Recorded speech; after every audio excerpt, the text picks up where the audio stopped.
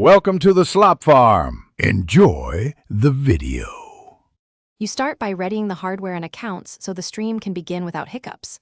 Put on the Quest 3, sign into your Meta account, and ensure Wi-Fi is strong. 5 GHz reduces lag. Once done, open headset settings and enable casting, then pair the headset with the Oculus mobile app on your phone.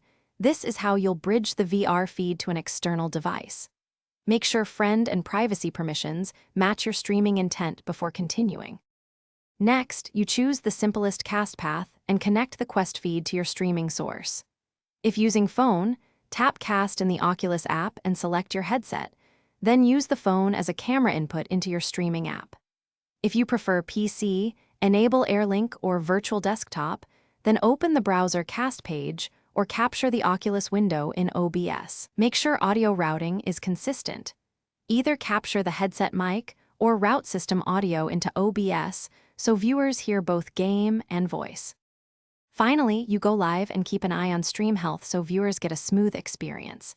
In OBS or your mobile streaming app, select the Twitch or YouTube output, set a target bitrate around 3,000 to 6,000 kbps and start the stream. While live, watch for dropped frames or high CPU usage. If problems appear, lower resolution or bitrate or close background apps. If audio or video fails, stop casting, reconnect the headset, and verify microphone and camera permissions before trying again. Thanks for watching. Consider subscribing if we helped you today.